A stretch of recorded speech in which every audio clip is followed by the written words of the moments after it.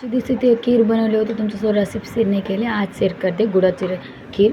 पहिल्यांदा आमच्याकडे ना नागपंचमी दिवशी असं बनवते. मी तर कधी बनवली नाही, पहिल्यांदा ट्राय केले. चला गरम गरम दूध गरम करून घ्यायचं आणि इलायची पावडर टाकून चांगलं दूध गरम करून घ्यायचं. आणि तांदूळ मी सकाळी भिजून ठेवले होते, संध्याकाळी बनवले होते. अर्धे तांदूळ मिक्सरच्या भांड्यामध्ये पिसून घ्यायचं आणि अर्धे असं ठेवायचं. नंतर तुपामध्ये चांगलं असं मस्त परतून घ्यायचं. चांगलं आणि ते पिसून ठेवले तांदूळ ते पण त्याच्यामध्ये टाकून चांगलं असं मस्त परतून घ्यायचं. एकदम चांगलं मस्त मिक्स करून घ्यायचं. आणि ड्रायफ्रूट्स पण टाकू शकते. मी काजू बदाम एकदम बारीक कट करून टाकले. तुमच्या हिशोबाने कुठली पण ड्रायफ्रूट टाका. चांगलं मस्त मिक्स करून घ्यायचं आणि मदत चालू होत असं जायला नाही पाहिजे. चांगलं मिक्स करून झाल्यानंतर असं दुधामध्ये टाकून द्यायचं आणि गॅस लो मिडियममध्ये ठेवायचं. चांगलं असं मस्त मिक्स करून घ्यायचं.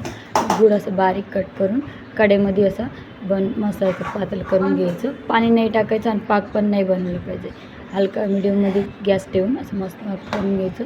नंतर गरम गरम दुधामध्ये असं ते तांदूळ टाकले होते त्याच्यामध्ये असं टाकून द्यायचं. सगळं चांगलं असं मस्त मिक्स करून हलक्या हाताने फिरून घ्यायचं आणि गॅस लो ठेवून सगळं बॉईल करून घ्यायचं. बघा किती मस्त झालं ना, बघा मस्त झालं. पहिल्यांदा बनवलं तर तरी पण चांगलं बनवले होते. मम्मी म्हणजे मस्त बनवले आज. बघा व्हिडिओ तर नक्की लाईक करा आणि सबस्क्राईब करा. भेटू असं छान छान व्हिडिओ. चला इथं